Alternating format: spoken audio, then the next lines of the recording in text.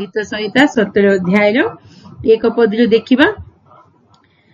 हे सदा प्रभु न्यायवाद सुनो, न्यायवाद सुनो, मो न्याय सुनो, मो काकुति रे मनोयोग कर, मो काकुति रे मु जो निवेदन करिछि, मु काकुति प्रार्थना करिछि तहिरे तुमे मनोयोग हुओ।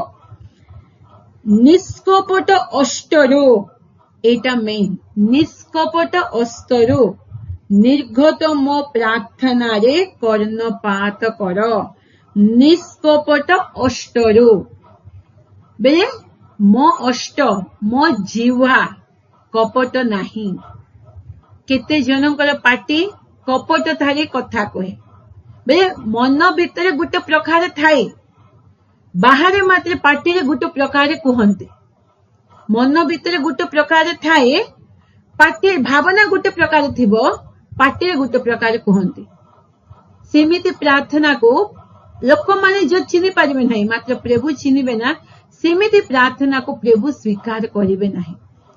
से कपटी प्रार्थना दाऊद भल कि जानी से कहते निष्कपट अष्टरु निर्घत मो प्रार्थना रे कर्णपात कर। कपट अष्टर नहीं, निष्कपट अष्टर। निष्कपट मो जिह्वारे मु जोटा कहूचे कपटतारे कहूनी प्रभु, मु कपटतारे प्रार्थना करूनी, निष्कपटतारे मो प्रार्थना होउछि, ताकू तुमे कर्णपात करो, तुमे सुनो। नहीं कि आमे मनुष्य मानक पाखे जदि कपट भाव कथा कहबा, मनुष्य माने चिनी पारिबे। केते बड़ पालक हो, केते बड़ प्रभु को दास हो, केते बड़ लोक हो भी चिनी पारिबेनी। ए कपटतारे कहूछि कि पाटी रे गोटे प्रकार कहूछि, मन रे गोटे भावना जना पड़िबोनी ना। के जन केते प्रेम रे भी कथा होंती, मात्र मन रे केते कपटता रखिथिबे। मात्र प्रभु जानी ना, प्रभु जानी से प्रभु कौन कहते, दाऊद कहते कपट प्रार्थना प्रभु घृणा करते। से दाऊद ये एक्सप्लेन करके कहते मो प्रार्थना सुन बोली कहले ना, निष्कपट अष्टर निर्घत मो प्रार्थना अरे कर्णपात कर बोली कहबे। मु कपटतारे कहूनी प्रभु, मु हार्टे कहूची, मो मन रे जोटा, मो भावना रे जोटा, मो पाटी रे सेटा का आसुची प्रभु बोली केते बढ़िया कहउछते। बहुत लोके निष्कपट प्रार्थना, निष्कपट कथा थिबार अछि। कपटी प्रार्थना, कपटी कथा तांको ऊपर के रिटर्न जीव, तांको के कष्ट आनिबो। केते जनकर बेले लोक मानकर भावना आमे जानि पारिबन, मात्र परमेश्वर आम बसवा जानी, उठवा जानी, आमको कौन कथा आसब मान आम पाठे ता पूर्वे का प्रभु जानी। गीत संहिता 139 लिखाई ना, सबू समुद्र भितर गभीर भितर गले भी प्रभु जानी, आम पहाड़ ऊपर गले भी से प्रभु जानी, देखुन सबू जानी। आम आमे विषय किसी कहवा दरकार नहीं, प्रभु सबू आम विषय जानी। सेतिपई बेसिया को भी प्रभु क्षमा करिवे, मात्र कपटी लोकंकर क्षमा नाही। जीसुंको पाखरे क्षमा नाही बेले किछि नाही, समस्तंकर क्षमा करिवे। मात्र बेसिया स्त्री आसिकी मु इमिति पाप करिछि, दया करो, क्षमा करो, मु एरा घृणा करिछि, करिबेनी कले प्रभु क्षमा करिवे। मात्र कपटी लोकंकर प्रार्थना को प्रभु सुनिबे नाही, तांकर क्षमा नाही, तांकर जीवन रे भी क्षमा नाही। काहेकि बेले कपटी लोक मन भितर गोटे भावुथिब, बाहर बाहर स्वीकार करते।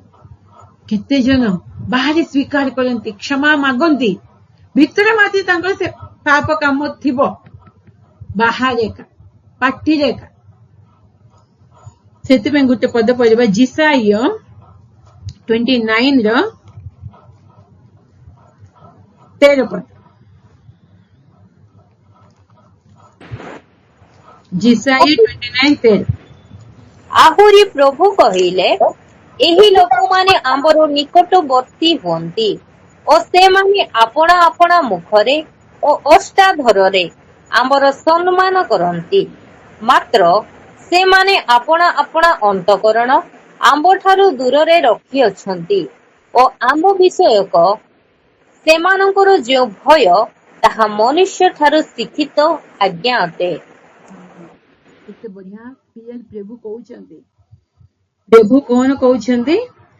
ଏହି ଲୋକମାନେ ଆମ୍ଭର ନିକଟବର୍ତ୍ତୀ ହୁଅନ୍ତି, ମୋ ପାଖକୁ ଆସନ୍ତି ଓ ସେମାନେ ଆପଣ ଆପଣ ମୁଖରେ ଓ ଅଷ୍ଟାଦଳରେ ଆମ୍ଭର ସମ୍ମାନ କରନ୍ତି। प्रभुଙ୍କ ଆସିକି ଧନ୍ୟବାଦ ପ୍ରଭୁ, ଧନ୍ୟବାଦ ପରମେଶ୍ୱର, ଧନ୍ୟବାଦ ମତେ ତୁମେ ଏମିତି କରିଛ ସେମିତି କରିଛ, ଖାଲି ପାଟିରେ ଏକା।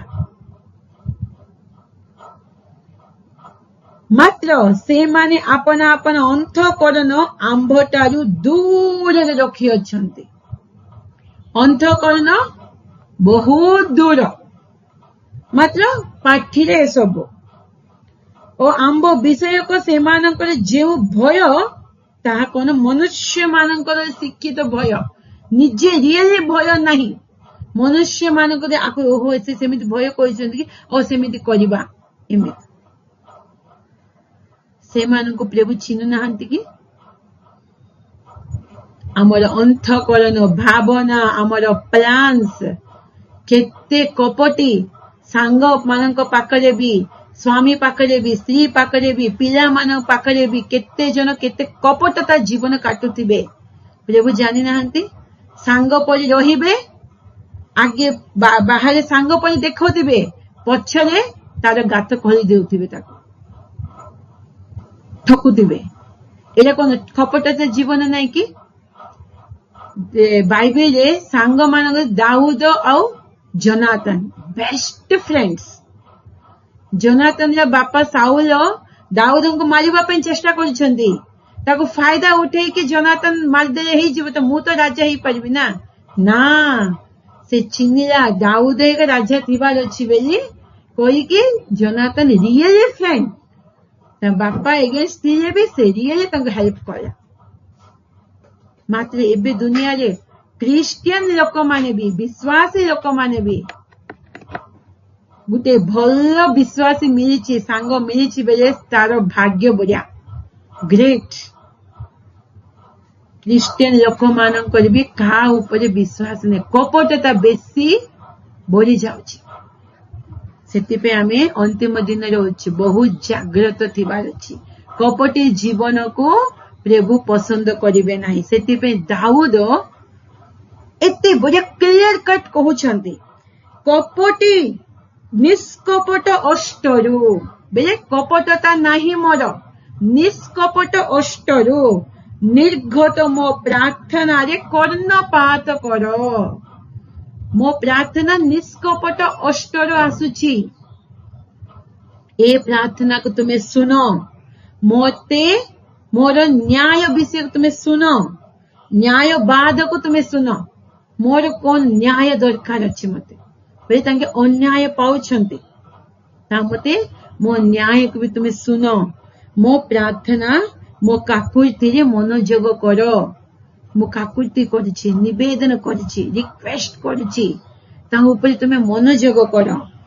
ତୁମ୍ଭ ଛାମରୁ ମୋ ବିଚାରର ନିଷ୍ପତ୍ତି ଆସୁ। କଣ କଣ? ତୁମ୍ଭ ଛାମରୁ ବେଲେ ମୁଁ ଯୋଉଠି ବିଚାର ସ୍ଥାନରେ ଠିଆ ହେଇଛି, ତୁମ୍ଭ ଛାମରୁ ମତେ ବିଚାର ଆସୁ। ବେଲେ ମତେ ଦୋଷୀ ବେଲି କରୁଛନ୍ତି ନା, ମତେ ବିଚାର କର, ତୁମ୍ଭ ଛାମରୁ ସେଟା ଆସୁ। କୋର୍ଟକୁ ଗଲେ ଦେଖିଛ ନା, ଫିଲ୍ମରେ ତ ଆମେ ଦେଖିଥିବୁ ସମସ୍ତେ, ସେଠି ଗୋଟେ ସ୍ତ୍ରୀ ଲୋକ ଏମିତି ତରାଜୁ ଧରିଥିବେ, ତା ଆଖି କଳା କପଡାରେ ବନ୍ଧା ହେଇଥିବ। ତା ଅର୍ଥ କଣ? କୋର୍ଟରେ ବି ନ୍ୟାୟ ହେଇପାରିବନି। ଆମେ ଭାବିବା କୋର୍ଟ ଗଲେ ମୋର ନ୍ୟାୟ ବିଚାର ହବ ବୋଲି, ସେ ଆଖି ଅନ୍ଧ ବୋଲି ଦେଖାଉଛନ୍ତି, ଏଇଠି ଅନ୍ଧ ଆଖି। କୋର୍ଟରେ ବି ଯଦି ଯୋଉ ଲୋକ କଷ୍ଟ ପାଇଥିବ, କୋର୍ଟ ଯାଇକି ବି ତାକୁ ନ୍ୟାୟ ମିଳିବନି, ମାତ୍ର ପ୍ରଭୁଙ୍କ ପାଖରେ କମ୍ପଲସରି 100% ନ୍ୟାୟ ମିଳିବ। ପ୍ରଭୁ ଆମକୁ ଆଜି ଆମକୁ କୋର୍ଟରେ ନ୍ୟାୟ ମିଳିବନି। କୋର୍ଟରେ ଏବେ ଯୋଉ ଲୋକ ଆମ ଅପୋଜରେ ଅଛନ୍ତି, ଏଗେନ୍ଷ୍ଟରେ, से कौन ना कौन लांच देकी कौन ना कौन फालतू जज के किनी देउछंती बे पैसा देकी जज के भी किनी देउछंती पैसा देकी लॉयर्स के भी किनी देउछंती हां जदि ताको न्याय मिलिबनी से बहुत दुख लागिबो ना मात्र ताको प्रभु न्याय देबे प्रभु देबे ना न्याय आज से दुख रे जाइछे से अगेंस्ट फालतू लोक से ए बे खुशी रे जाउछि मात्र प्रभु ए दुखी लोकंकर न्याय करिवे गुटे दिन वर्ष हो 2 वर्ष हो 5 वर्ष हो 10 वर्ष हो न्याय आसीबो तुम छामुरु मो विचारर निष्पत्ति आसो मो विचारर कोर्ट आसो कोर्ट नहीं पंचायत नहीं बड़ लोक मानकर नहीं तुम छामुरु आसो काहेकि आम प्रभु न्याय परमेश्वर आम प्रभु अन्याय करिवे नहीं अधर्म करिवे नहीं न्याय और धर्म तांको सिंहासन रो भित्ति मूल फाउंडेशन से न्याय रे विचार करिवे तुमरो चक्षु न्याय्य विषय निरीक्षण करो न्याय्य विषय एक निरीक्षण करो न्याय एक करो तुम्बे मोहर अंतःकरण परीक्षा करियछ प्रभु तुमे मते विचार कर आमे कहि परिबा प्रभुଙ୍କ पाके दाऊद केते स्ट्रांग रे कहउछंती जदि प्रभु हम हृदय को जदि स्कैन करिवे बेले केते विषय बाहरिबो ना आमे कहि परिबा प्रभुଙ୍କୁ प्रभु मो हृदय को अनुसंधान कर मो हृदय को स्कैन कर स्कैन बेले जान पेपर को स्कैन कर पूरा रिपोर्ट आस जीवन सेम हम हृदय को जदि प्रभु स्कैन करिवे हृदय भीतर जोटा जोटा जोटा जोटा अच्छे सब बाहर का आसो प्रभु एते भल परमेश्वर नहीं कि जदि आमे वाक्य सुनिथिबो बसिथिबो जे जदि खराब भाबुथिबे ता ऊपर रेड लाइट टक टक टक टक जलिबार अछि कि भल भाबुछि ना ता ऊपर ग्रीन लाइट सेमिते थिले केते जन पर रेड लाइट जलिथिबो भाबंतु प्रभु एते भल परमेश्वर सेमिति रखी नांती आमे भी चर्च रे हो जोटे बसिकी वाक्य सुनुथिबो देखिले लोक माने केते बढ़िया से पटे से देखुची पास्टिंग के वाक्य ध्यान देई के सुनुची केते जन कहि परिबे 100% पूरा वाक्य हम सुनुथिबो भावना कोरी के आस्थिबो आ कोरी मन थिबो जदि प्रभु एते भल परमेश्वर सतरे नले रेड लाइट जलेबे बेले केते जन रेड लाइट जलिबो आ देखिले भाबले एते बढ़िया सुनुची ता ऊपर माटे रेड लाइट जलुची नहीं कि लोक माने हमर मन एमिति आमे न्याय कर प्रभु कहि परबा जदि प्रभु न्याय करिवे हमको बेस आम भीतर जोटा काढिबे केते गंदगी बाहरिबो मते दाऊद धैर्य कहउचंती मते तुमे विचार करो काहे तुमे न्याय रे विचार करिवो आउ मो अंतःकरण को तुमे परीक्षा करी अच्छ परीक्षा कर नहीं परीक्षा करी अच्छ अंतःकरण रे परीक्षा करिबा परमेश्वर मनुष्य बाहर देखिबो मात्र प्रभु हृदय को अंतःकरण को परीक्षा करिबो आमे बाहर देखिबो बाहर सुंदरता को देखिबो बाहर कथाबार्ता को देखिबो केते जनकर कथा मु देखिछि बाहर कि कहिले जागिरे किछि न जानिया पर चुप हे जिवे एमिति मिठा कथा कहिबे जे धीरे का कहिबे नम्र भावरे का मात्र तांको भितरे भयंकर जीवन थिबो आत्मा रे पूर्ण है लोक माने एक प्रभु तो जानिथिबे ना आत्मा रे पूर्ण है लोक माने एक सेटा को जानि पारिबे नले चिनि पारिबे ना मु आगे आगे लोक मान को चिनि पारि नते सान पिला समय रे कहा को भी नहीं बक बक बक बक हेबार सब कहि देबा मात्र मते बेले मु जोटी बिजाती थिला समय मु जोटी जगह को जिबार तां कहिबार कोन जानछन ना बे कोन कहूचे कुह बे कहे ए तू एते जानि पारिबुनु सत्य मु तो जानि पारिनी लोक मानकर विषय में मु जानि पारिनी मु प्रार्थना करिबार बहुत प्रार्थना करी प्रभु किए कोन कथा मु बुझी पारिनी मु जानि पारिनी प्रभु मते तुमे जानिबा शक्ति दियो बे এটা কোন আত্মা ମାନଙ୍କୁ ଚିହ୍ନିବା ଶକ୍ତି ନା। ସେବେକା ମୁଁ ପ୍ରାର୍ଥନା କରିଥିଲି ବାହାଘର ପୂର୍ବେ ସାନ ପିଲାମାନେ ଠାରୁ। ଏବେ ମୁଁ ଦେଖୁଛି 9ଟି ବରଦାନ ଅଛି ନା। ପ୍ରଥମ କଳିନ୍ଥରେ ଲେଖା ହେଇଛି 9ଟି ବରଦାନରେ ଆତ୍ମା ଚିହ୍ନିବା ବରଦାନ ଦରକାର ଅଛି। ସେଇଟା ଅଛି ଲେଖା ହେଇଛି ଆତ୍ମା ଚିହ୍ନିବା ବରଦାନ ବି। ଆମେ ପ୍ରାୟ ମାଗିବୁ ସୁସ୍ଥତା ବରଦାନ, ଭବିଷ୍ୟବାଣୀ ବରଦାନ। କାହା ପାଇଁ ପ୍ରଭୁ କଣ ଆଗାମୀ ଦିନ ଆସିବ ସେଟା ଦିଅ ମତେ। ମାତ୍ର ଏବେ ଅନ୍ତିମ ଦିନରେ ଏ ସବୁ କିଛି କାମ କରିବ ନାହିଁ। ଆମକୁ କଣ ଦରକାର? ଏବେ ଜଣଙ୍କ ପାଇଁ ତମେ ପ୍ରାର୍ଥନା କରିବେ ତାହେଲେ କଣ ହବ ଆଗକୁ ତମେ ଜାଣିଲେ କଣ ହବ? ଏରା ସୁସ୍ଥତା ହେଇଯିବ। ମାତ୍ର ମେନ୍ କଣ ଅନ୍ତିମ ଦିନରେ କପଟି ଲୋକମାନେ ବେଶୀ ହେଇଯାଇଛନ୍ତି ଖ୍ରୀଷ୍ଟିଆନ ସମାଜରେ। ଆତ୍ମା ଚିହ୍ନିବା ବରଦାନ ଦିଅ ପ୍ରଭୁ ବୋଲି ମାଗିବାର ଅଛି। ଏଇଟା ମୁଁ ଗୋଟେ ବାକ୍ୟରେ ଶୁଣିଲା ସମୟରେ ମୁଁ ମନରେ ଭାବିଲି ଆତ୍ମା ଚିହ୍ନିବା ବି ଏକ୍ସପ୍ଲେନ କଲେ। ମୋ ମନରେ ଭାବିଲି ଏଇଟା ତ ମୁଁ କେବେଠୁ ପ୍ରାର୍ଥନା କରିଛି। ଷ୍ଟାର୍ଟିଂରେ ଲୋକମାନେ କେବେ ମତେ ହଁ ପ୍ରଭୁ ମୁଁ ଚିହ୍ନି ପାରିନି, ଲୋକମାନଙ୍କୁ ଜାଣି ପାରିନି, ସବୁ କହିଦେବାରେ ନା। ପ୍ରଭୁ ମତେ ଏବେ ପର୍ଯ୍ୟନ୍ତ ସୁରକ୍ଷା ଦେଇକି ଆସିଛନ୍ତି। ମୋ ମନର କଥା ଜାଣିଛନ୍ତି ନା। କପଟ ତ ନାହିଁ, ମୁଁ ମନ ଖୋଲିକି କହିଦେବି। ସେଟା ଆତ୍ମା ଚିହ୍ନିବା ବରଦାନ ବି ପ୍ରଭୁ ମତେ ଦେଇଛନ୍ତି। ମୁଁ ମାଗିଥିଲି ନା, ଏବେ ବି ଦେଉଛନ୍ତି। ଟିକେ ଲେଟ୍ ହେଲେ ବି ମୁଁ ଜାଣି ଦେଉଛି। ସଂସ୍ପର୍କରେ ଆସିଲେ କେତେ ଦିନ ସଂସ୍ପର୍କରେ ଆସିଲେ ପ୍ରଭୁ ଜଣେଇ ଦଉଛି। ସେମାନଙ୍କ ପାଖରେ ଜାଗ୍ରତ ଥିବାର ଅଛି। ସେମାନେ ତ ଦୂର ହେଇପାରିବେ ନା।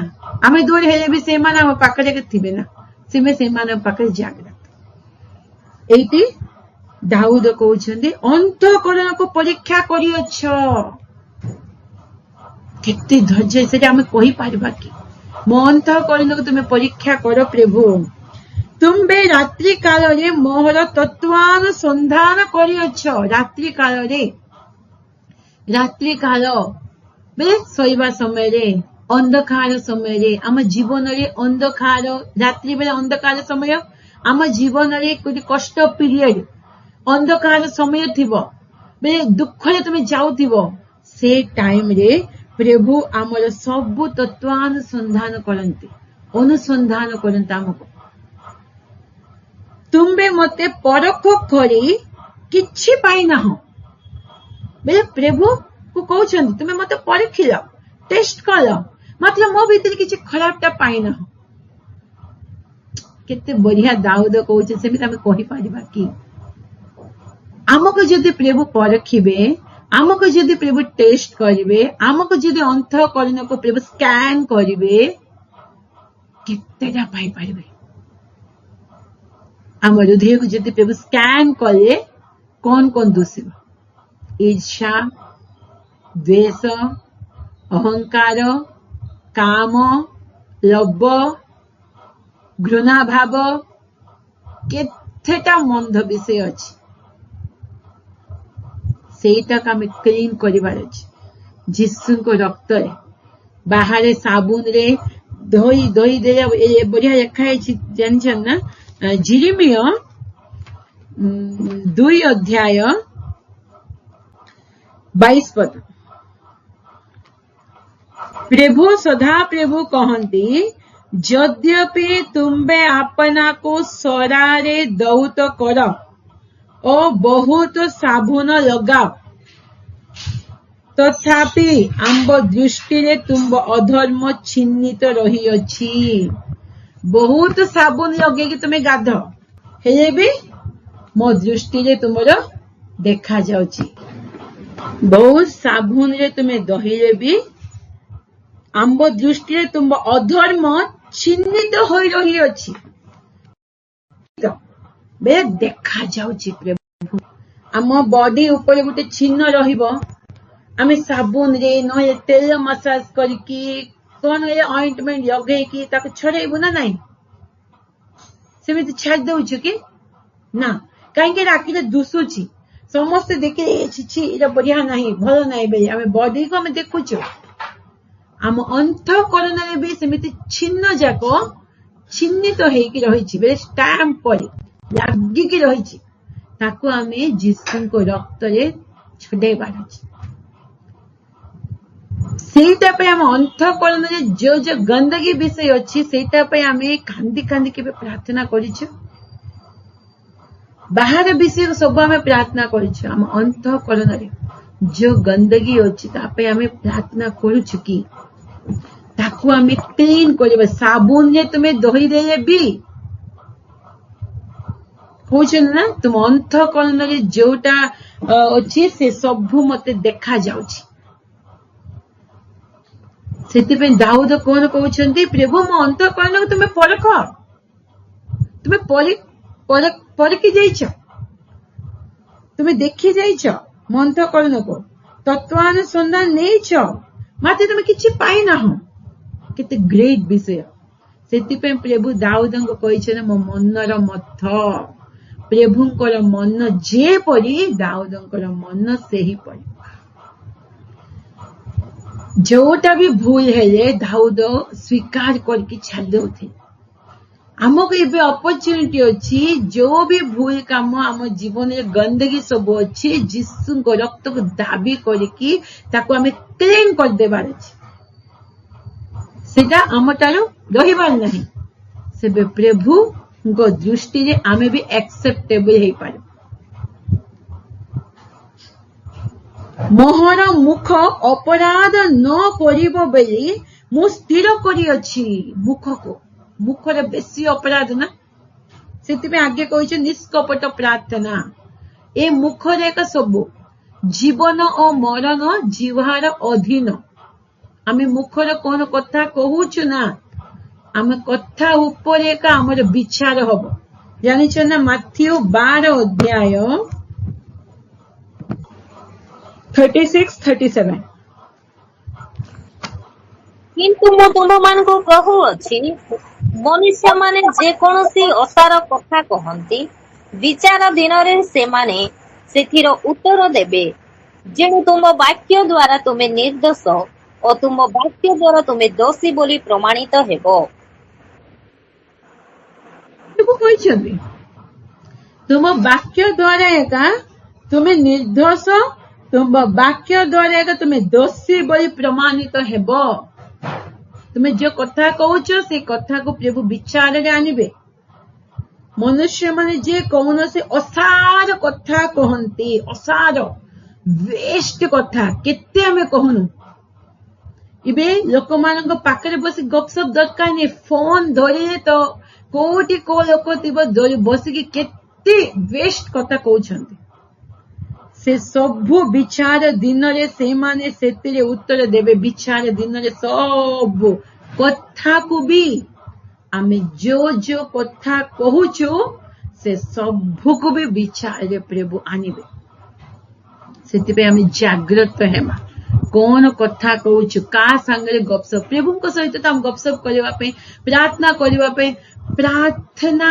5 मिनिट करे केथे अधिक लोक मान सहित कथा हेबा पे घंटा कथा हेले भी टाइम जना पड़े का संगे हमें फोन रे कथा होछु कोन कथा होछु कोन का संगे जाओ सब प्रभु रिकॉर्ड करके रखी से विचार रे प्रभु आनिबे वाक्य द्वारा तुम्हें निर्दोष बेले वाक्य द्वारा तुम्हें दोषी बोली प्रमाणित हेबो सेति पे हमें जागृत मलाकी रे लिखा है ना 3 अध्याय 17-16 पद रे दुई जन प्रभु को पिया माने प्रभु को भयकारी माने बसी के कोन कथा होतिबे प्रभु कर्ण दे के सुनिबे पे जहां विषय में कथा हो से सुन नथिबो मात्र प्रभु सुनिबे कोन कथा हो खराब कथा कहउछ ना भल विषय कथा हो का विषय कथा हो प्रभु कर्ण दे के सुनुछ सेति पे हमें का विषय खराब कथा है जहाँ जो प्रोब्लेम अच्छे मैं कही पारि मिति देखा जाए प्रार्थना करवा आम जोटा कथा हो सब प्रभु सुन से आम जागृत होबार अच्छे हाँ मोहर मुख अपराध न करिबो बोली मु स्थिर करी अछि बेले दाऊद स्थिर करिछन कोन मो मुखरु मु पाप करिबिनी स्ट्रांग डिसीजन नेचर आमे भी सेमी डिसीजन नेबार अछि का विरुद्ध रे मु मंद कथा कहिबिनी केते जन अन्य विरुद्ध निंदा कर देबे अन्य विरुद्ध से को भूल काम करि नथिबो से भूल काम एमिति करिछि बे कहि देबे निंदा ना आत्मा इनसाइट करिबा पे अन्य के इनसाइट करिछन देबे ता तो भाव निज के इनसाइट करछन जानि पारि ना अन्य काम इनसाइट करिबो भाबुछ बे निज के काम इनसाइट होछि जानु ना सेते मुखर आमे अपराध गाली देबार ए सब ना आमे डिसीजन नेबार अछि ना ए मुखरु मु खराब कथा किछि कहिबे जीवन और मरण जीवार अधीन आ गोटे पदवी अछि प्रथम पीतर 3 अध्याय 10 पद जदि बेसी दिन बंचिबा पे चाहूछंती बे मुख को केमिति कंट्रोल रखिबा मुखरे जदि कंट्रोल रहिबनी शीघ्र मरण भी आसीबा 3:10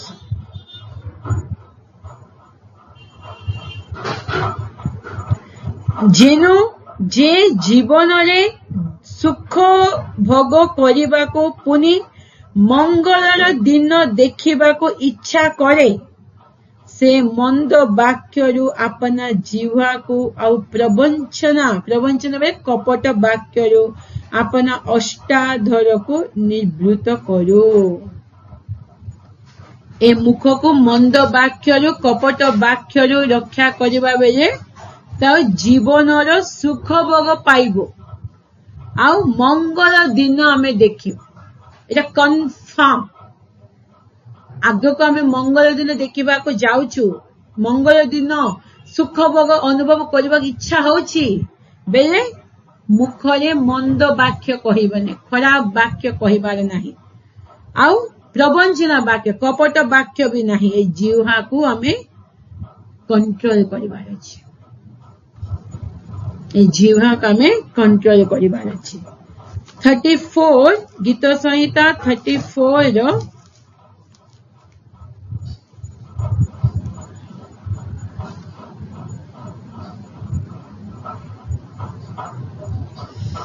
11 हे बालक माने आस मो कथा सुन कौन कहउछंती हे बालक माने आस सान पिया मान को बालक मान आस भी कहउछ मो कथा सुन कौन मु तुम मान को सदा प्रभु को भय शिखाइबी प्रभु को भय कौन मु शिखाइबी जे जीवन वांछा करे बे जीवन इच्छा करूची जीवित रहिबा पे इच्छा करूची ओ मंगल देखिबा पाई दीर्घायु प्रिय माने मंगल विषय देखिबा पे इच्छा करूची ए परि व्यक्ति किए तुम्बे हिंसारो अपना जीवा और छल वाक्यरो अपना अष्टाद रक्षा करो एटी भी छल वाक्य रखा है कपट वाक्य तुम्हें अष्टादर को रक्षा करो सिद्धि पे हमें बहुत जागृत है दाऊद केमिति डिसीजन नहीं छंती मुख अपराध न करिबो बेली सेमिति हमें भी डिसीजन नेबा ए पाखे जीवार मु पाप करिबिनी अपराध करिबिनी का को गाली देबिनी का विरुद्ध अभिशाप करिबिनी बे हमें देखो मनुष्यर कार्य बुझी मु तुम अष्टाधर वाक्य द्वारा दुर्जनर पथर अपना को रक्षा करियछि मनुष्यर कार्य बुझी मनुष्य माने जो काम करिसंती से बुझी कि मु तुंब अष्टाधर वाक्य द्वारा बे तुंब अष्टाधर बेले दाऊद का को कहउछ प्रभु को ना प्रभु को अष्टाधर वाक्य प्रभु को मुखर जो वाक्य निर्गत है सेरा बाइबल रे लिखा है ତୁମ୍ବ ଅଷ୍ଟାଧରର ବାକ୍ୟ ଦ୍ୱାରା ଦୁର୍ଜନର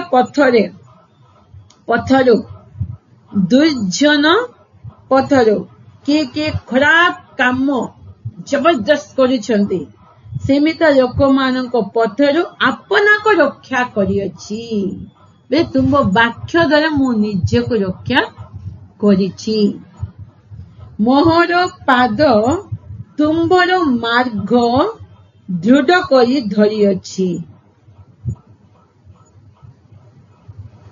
ମୋହର ପାଦ କଣ? ତୁମ୍ଭର ମାର୍ଗ ଦୃଢ଼ କରି ଧରିଅଛି। ପ୍ରଭୁ ଯୋଉ ପଥରେ ମତେ କହୁଛନ୍ତି ସେ ପଥରେ ମୁଁ ଚାଲିବି, ରାଇଟ୍ ନାହିଁ ଲେଫ୍ଟ ନାହିଁ, ମୁଁ ସେମିତିକା ଚାଲିବି ବୋଲି ମୁଁ ଡିସାଇଡ୍ ନେଇଛି। ମୋହର ଚରଣ ଖସି ଯାଇ ନାହିଁ, ସେବେ କେବେ ବି ଖସିବ ନାହିଁ। ଜାଣିଛ ନା କେବେ ପ୍ରଭୁଙ୍କ ବାକ୍ୟ କେମିତି କୁହାଯାଇଛି ସେମିତି ଆମେ ଚାଲିବା, ଆମ ଚରଣ ଖସିବ ନାହିଁ। ପ୍ରଭୁ କେମିତି କହୁଛନ୍ତି ସେମିତି ଆମେ ଚାଲିଲେ ଆମ ଚରଣ ଖସିବ ନାହିଁ। ଖସିଲେ ବି ପ୍ରଭୁ ଆମକୁ ସୁରକ୍ଷା ଦେବେ। ସେଇଟା କୋଉଠି ଅଛି? ଖସିଲେ ବି ପ୍ରଭୁ ଆମକୁ ଧରି ରଖିବେ। ଗୀତ ସଂହିତା 90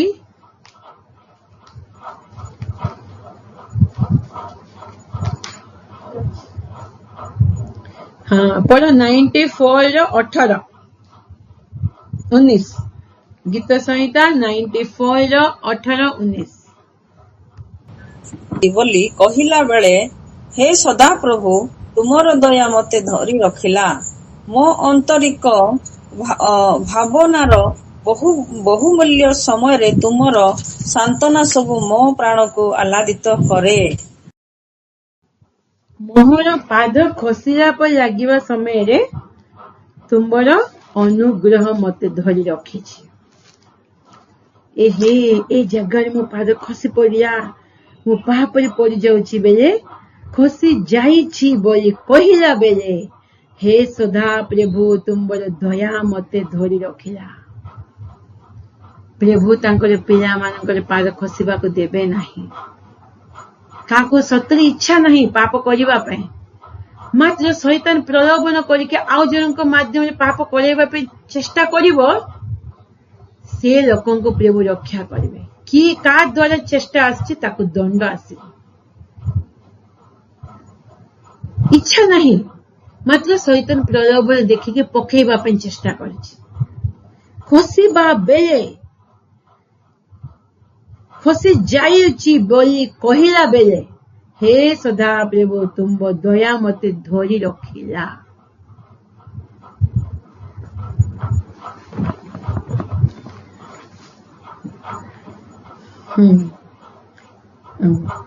ମନୁଷ୍ୟର କାର୍ଯ୍ୟ ବୁଝି ମୁଁ ତୁମ୍ଭ ଅଷ୍ଟାଦରର ବାକ୍ୟ ଦ୍ୱାରା ଦୁର୍ଜନର ପଥରୁ ଆପଣାକୁ ରକ୍ଷା କରିଅଛି। ଦୁଷ୍ଟ ମାନଙ୍କ ପଥରୁ ନିଜକୁ ମୁଁ ରକ୍ଷା କରିଅଛି। କଣ? ତୁମ୍ଭ ବାକ୍ୟ ଦ୍ୱାରା ମୁଁ ସେ ପଥରେ, ଦୁର୍ଜନ ମାନଙ୍କ ପଥରେ ଯାଇନି। ମୋହର ପାଦ ତୁମ୍ଭର ମାର୍ଗ ଦୃଢ଼ କରି ଧରିଅଛି। ମୋହର ଚରଣ ଖସି ଯାଇ ନାହିଁ। ମୋହର ପାଦ ତୁମ୍ଭର ମାର୍ଗ, ପ୍ରଭୁଙ୍କ ମାର୍ଗକୁ ଆମେ ଦୃଢ଼ କରିକି ଧରିବାର ଅଛି। ନା ମୁଁ ଏମିତି ଲେଖା ହେଇଛି, ମୁଁ ଏମିତି କରିବି, ତା ବିରୁଦ୍ଧରେ ମୁଁ କରିବି। ଆମେ ଷ୍ଟ୍ରଙ୍ଗ ଡିସିସନ ନେବା। ବାକ୍ୟ ଏମିତି କହୁଛି, ଏମିତିକା ଚାଲିବ। ବାକ୍ୟ ଶୁଣୁଥିବା ସବୁଦିନ ଖାଉଥିବେ, ଡାଇଜେସନ ହବନି, ଦେହକୁ ଲାଗିବନି, ଝାଡା ହେଇଯାଉଥିବ ବେଳେ କେମିତି ଲାଗିବ? ଟେଷ୍ଟ ନା। ସବୁଦିନ ଆମେ ବାକ୍ୟ ଶୁଣୁଥିବୁ, ବଢିଆ ବାକ୍ୟ ଅଛି, ବାକ୍ୟ ବଢିଆ ହେଇଛି, ପ୍ରଭୁ ଆଜି କଥା କହିଛନ୍ତି, ହେଇଗଲା। ବାକ୍ୟକୁ ଶୁଣିଲେ ପ୍ରଭୁ ଖୁସି ହେଇଯିବେନି, ବାକ୍ୟ କହିଲେ ବି ପ୍ରଭୁ ଖୁସି ହେଇଯିବେନି। ବାକ୍ୟ ପାଳନ କରିବା ଲୋକଙ୍କୁ ପ୍ରଭୁ ଖୁସି।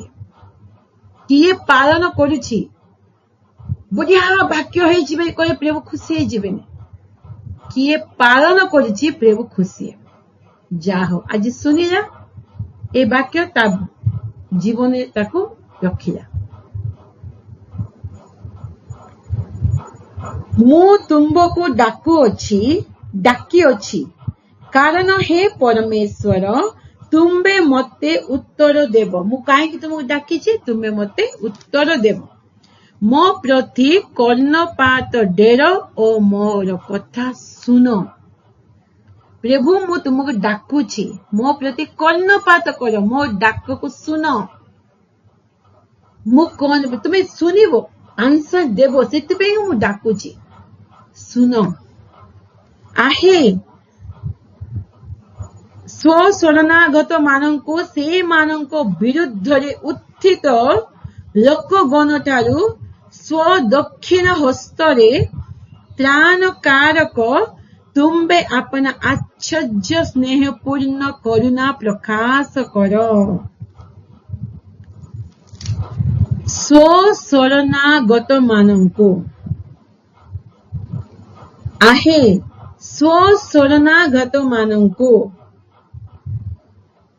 ସେମାନଙ୍କ ବିରୁଦ୍ଧରେ, କିଏ ତୁମକୁ ଶରଣ ହଉଛନ୍ତି, କିଏ ତୁମ ପାଖକୁ ଆସୁଛନ୍ତି, ପ୍ରାର୍ଥନା କରୁଛନ୍ତି, ସେମାନଙ୍କ ବିରୁଦ୍ଧରେ ଉତ୍ଥିତ ଲୋକଗଣ ଠାରୁ, ସେମାନଙ୍କ ବିରୁଦ୍ଧରେ ଯୋଉ ଲୋକମାନେ ଉଠୁଛନ୍ତି ସେମାନଙ୍କ ଠାରୁ ସ୍ୱଦକ୍ଷିଣ ହସ୍ତରେ, ତୁମ୍ଭର ଦକ୍ଷିଣ ହସ୍ତରେ ରକ୍ଷା କର, ତ୍ରାଣ କର। ତୁମ୍ଭେ ଆପଣା ଆଶ୍ଚର୍ଯ୍ୟ ସ୍ନେହପୂର୍ଣ୍ଣ କରୁଣାକୁ, ଆଶ୍ଚର୍ଯ୍ୟ ସ୍ନେହପୂର୍ଣ୍ଣ କରୁଣା ଅନୁଗ୍ରହକୁ ସେଠି ପ୍ରକାଶ କର। ଲୋକମାନେ ଆମ ବିରୁଦ୍ଧରେ ଠିଆ ହେବା ସମୟରେ ଆମେ କେବେ ପ୍ରଭୁଙ୍କ ଶରଣାଗତ ହେବା, ପ୍ରଭୁ ତାଙ୍କର ଦକ୍ଷିଣ ହସ୍ତରେ ଆମକୁ ରକ୍ଷା କରିବେ। ଦକ୍ଷିଣ ହସ୍ତରେ ରକ୍ଷା କରିକି ତାଙ୍କର ଆଶ୍ଚର୍ଯ୍ୟ ବିଷୟକୁ ସେ ଦେଖାଇବେ। ପ୍ରଭୁଙ୍କୁ ଶରଣାଗତ ହେବା ବେଳେ ପ୍ରଭୁ ଆମକୁ ଛାଡ଼ିଯିବେ ନାହିଁ, ସେମିତି ଆମକୁ ପ୍ରଭୁ ଛାଡ଼ିବେ ନାହିଁ। ଆମେ ଗୋଟେ ପ୍ରାର୍ଥନା କରୁଛୁ, ଲୋକମାନେ ଆମ ବିରୁଦ୍ଧରେ ଠିଆ ହେଉଛନ୍ତି, ଆମେ ଜାଣୁଛୁ, ପ୍ରାର୍ଥନା କରୁଛୁ, ପ୍ରଭୁ ଆଶ୍ଚର୍ଯ୍ୟ କର୍ମ କରିବେ।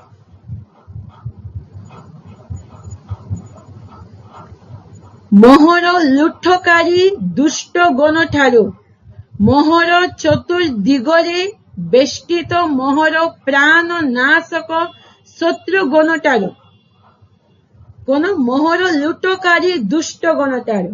ମୋହର ଲୁଟକାରୀ ଲୁଟୁଥିବେ, ବାହାରେ ଫ୍ରେଣ୍ଡସିପ ରହିବେ, ଭିତରେ ଲୁଟୁଥିବେ,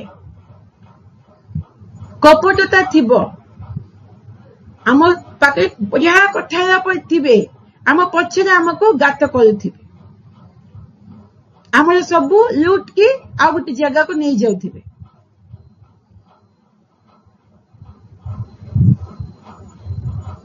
ମୋହର ଲୁଟକାରୀ ଦୁଷ୍ଟ ଗଣଟା, ସେମାନେ ଦୁଷ୍ଟ ଲୋକମାନେ ସେମିତି କାମ କରନ୍ତି, ପ୍ରଭୁଙ୍କ ପିଲାମାନେ କେବେ କରିବେ ନାହିଁ। ମୋହର ଚତୁର୍ଦିଗରେ ବେଷ୍ଟିତ ମୋହର ପ୍ରାଣ ନାଶକ ଶତ୍ରୁଗଣ, ଚାରିଆଡେ ଆମକୁ ପ୍ରାଣକୁ ନାଶ କରିବା ପାଇଁକା ଜଗିଥିବେ, ବେଷ୍ଟିତ ଜଗି ରହିଥିବେ। କେମିତି ଚାନ୍ସ ମିଳେ ତାକୁ ହଇରାଣ କରିବା, ତାକୁ କଣ ଫାନ୍ଦରେ ପକେଇ ଦେବା ବେଳେ। ଚକ୍ଷୁର ତାରା ପରି ମତେ ରଖ, ସେମିତିଆ ଲୋକମାନଙ୍କ ଠାରୁ ମତେ, ତୁମ୍ଭର ଚକ୍ଷୁର ତାରା ପରି ମତେ ରଖ, ଆପଣା ପକ୍ଷର ଛାୟା ତଳେ ମତେ ଲୁଚାଅ। ଆପଣା ପକ୍ଷରେ ଛାୟା ତଳେ, ପ୍ରଭୁଙ୍କର ପକ୍ଷରେ ଛାୟା ତଳେ, ପ୍ରଭୁଙ୍କ ସବୁଠାରୁ ବେଷ୍ଟ କ୍ରୁଶ ପଛରେ ମତେ ଲୁଚେଇ ଦିଅ ପ୍ରଭୁ। ପ୍ରଭୁଙ୍କ କ୍ରୁଶ ପଛରେ ଆମେ ଲୁଚି ଗଲେ କିଏ କେତେ କରନ୍ତୁ ଆମକୁ ଆସିବ ନାହିଁ।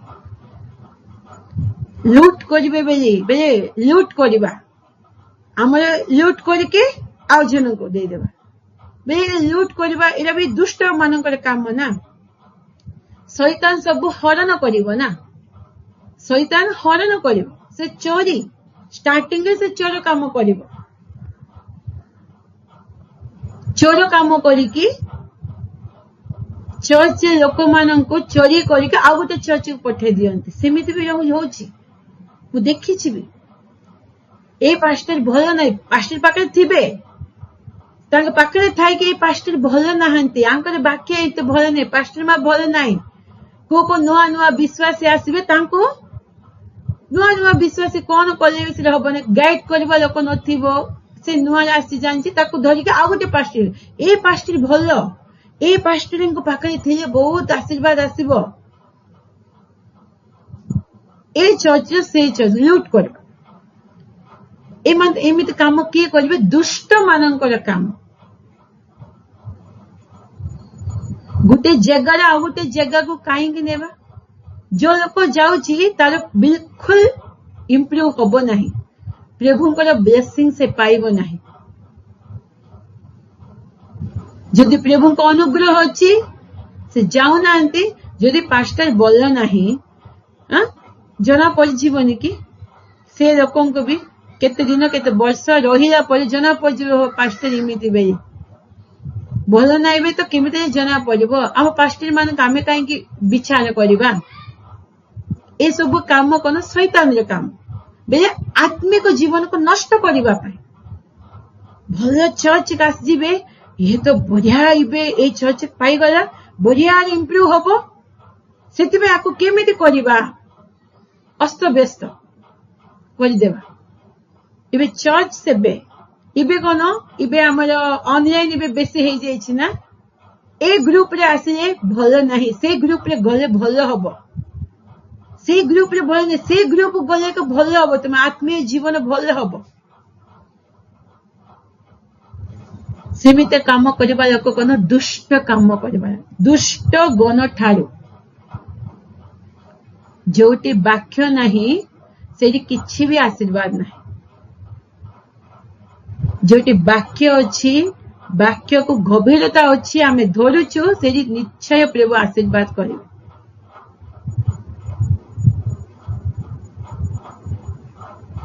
ମୋହର ଚତୁର୍ଦିଗରେ ଥିବା ପ୍ରାଣ ନାଶକ ଶତ୍ରୁଗଣ। ଦାଉଦ ଏବେ ଆମେ ଦେଖୁଛେ ଏସବୁ, ସେ ଟାଇମରୁ ଏକା ଦାଉଦ ଏସବୁ ଫିଲ୍ କରିଛି। କାହିଁକି ଏସବୁ କହିଛନ୍ତି ଜାଣିଛନ୍ତି ନା? ଲୁଟକାରୀ ମାନେ ସାଉଲ ମରିଗଲା ପରେ ସେ ସେନାପତି ଦାଉଦଙ୍କ ରାଜା ହେଲେ ନା, ଦାଉଦଙ୍କ ପାଖକୁ ଆସିବାର ଅଛି ନା। ମାତ୍ର ଆବସାଲମ ଦାଉଦଙ୍କ ପୁଅ ଏକ ଦାଉଦଙ୍କ ଏଗେନ୍ଷ୍ଟରେ ଠିଆ ହେଲେ ନା।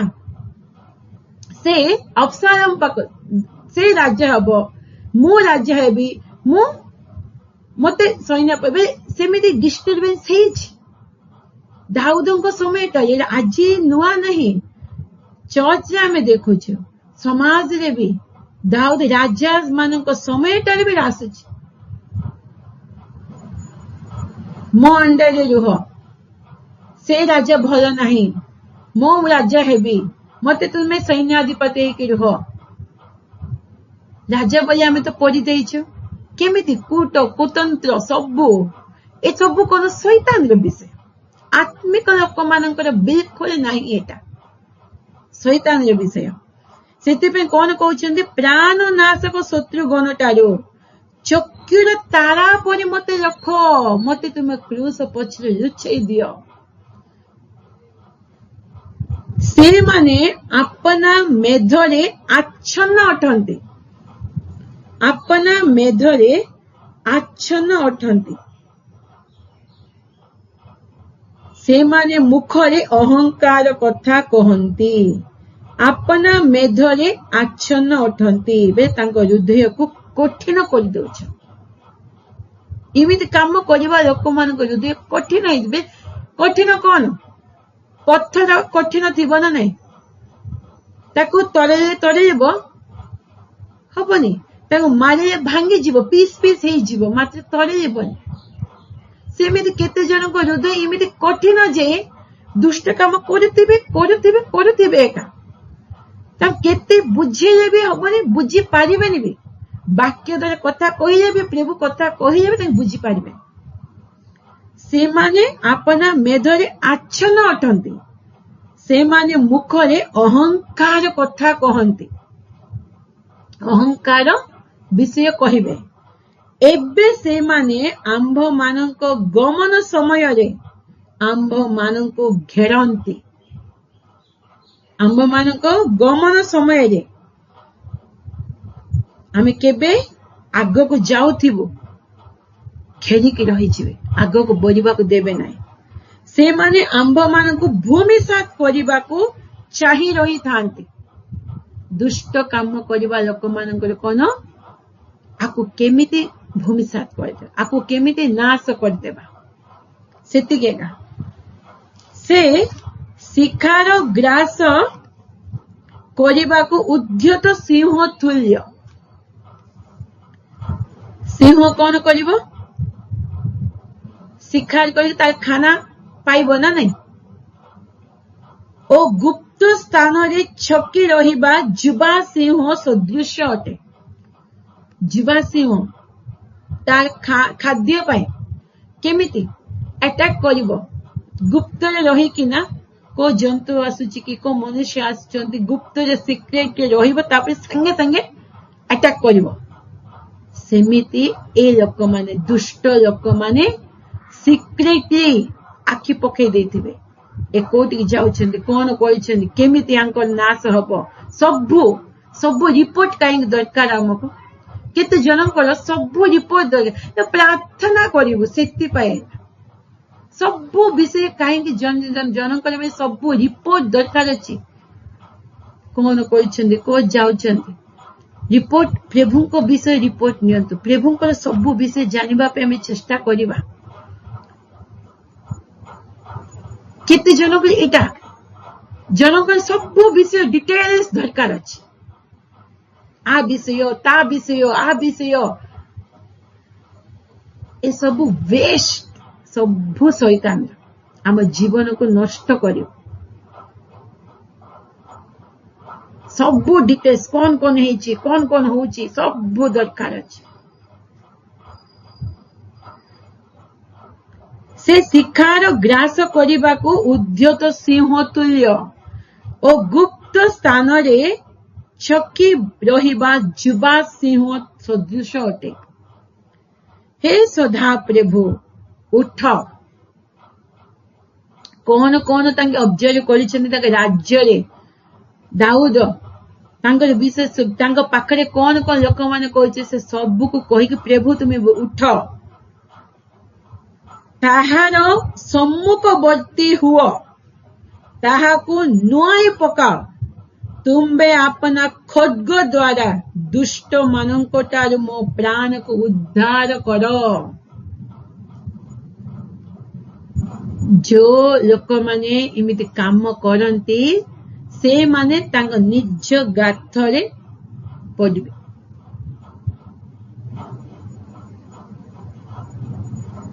ସମସ୍ତଙ୍କ ରିପୋର୍ଟ ଜାଣି ନିଜ ଘରକୁ ଏକ ବିନାଶ ଆସିବ। ତୁମେ ଉଠ, ସେମାନଙ୍କୁ ତୁମେ ସାମ୍ନା କର, ପ୍ରଭୁ ମତେ ତୁମେ ଉଦ୍ଧାର କର। ହେ ସଦାପ୍ରଭୁ, ଆପନା ହସ୍ତ ଦ୍ୱାରା ଲୋକମାନଙ୍କ ଠାରୁ ଯେଉଁମାନଙ୍କର ଅଂଶ ଇହ ଜୀବନରେ ଅଛି ଓ ଯେଉଁମାନଙ୍କ ଉଦର ତୁମ୍ଭେ ନିଜ ଧନରେ ପୂର୍ଣ୍ଣ କରିଅଛ, ଏପରି ସାଂସାରିକ ଲୋକମାନଙ୍କ ଠାରୁ ବି ମତେ ଉଦ୍ଧାର କର। ଆପନା ହସ୍ତ ଦ୍ୱାରା ଲୋକମାନଙ୍କ ଠାରୁ ଆଉ ଅଂଶ ଇହ ଜୀବନରେ ଅଛି।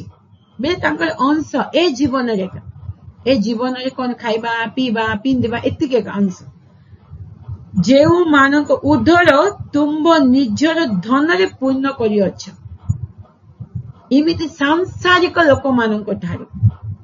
ସାଂସାରିକ ଲୋକମାନେ ଖାଲି ସଂସାର ବିଷୟରେ, ବାହାର ବିଷୟରେ ଦେଖନ୍ତି ନା, ଖାଇବା, ପିଇବା, ପିନ୍ଧିବା, ରହିବା।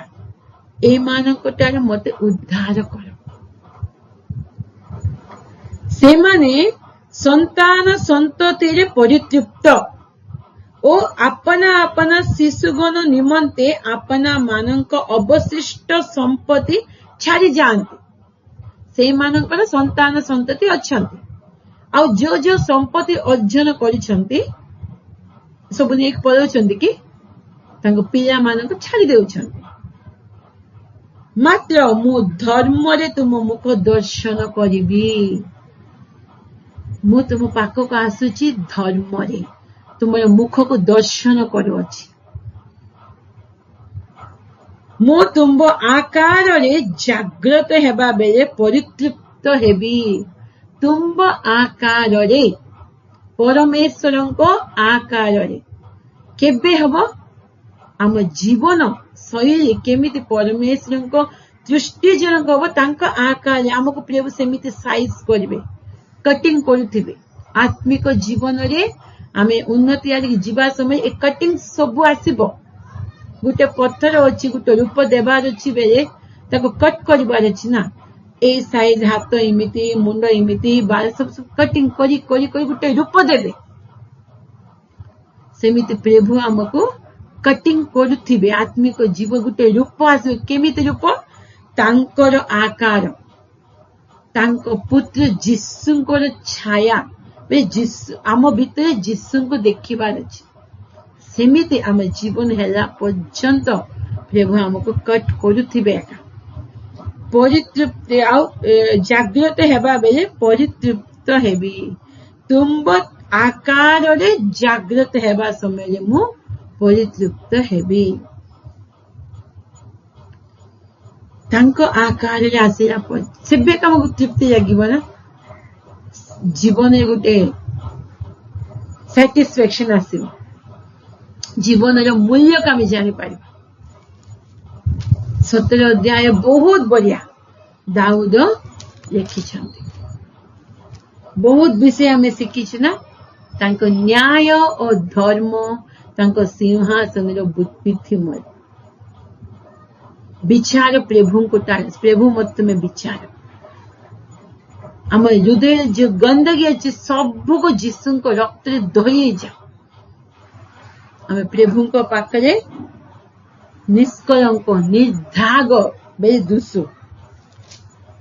ଦୁଷ୍ଟ ମାନଙ୍କ ଠାରୁ, ତାଙ୍କର କୁପଥରୁ ପ୍ରଭୁ ଆମକୁ ରକ୍ଷା କରନ୍ତୁ। ଯୋଉ ଲୋକମାନେ ଆମକୁ ଆଘାତ କରିବା ପାଇଁ ଚେଷ୍ଟା କରିଛନ୍ତି, ସେ ଲୋକମାନଙ୍କୁ ହସ୍ତରେ ଆମକୁ ପ୍ରଭୁ ରକ୍ଷା କରନ୍ତୁ। ଆଉ କପଟତା, କପଟି ଜିହ୍ୱା, କପଟ ଜୀବନ ପ୍ରଭୁ ପସନ୍ଦ କରିବେନି। ସେମିତି ଜୀବନ ଆମର ନଥାଉ, ଆଉ କପଟି ଲୋକମାନଙ୍କ ଠାରୁ ପ୍ରଭୁ ଆମକୁ ସୁରକ୍ଷା ଦିଅନ୍ତୁ। ପ୍ରଭୁ ଏ ବାକ୍ୟରେ ଆମେ ସମସ୍ତଙ୍କ ଆଶୀର୍ବାଦ କରନ୍ତୁ। ଆମେନ୍।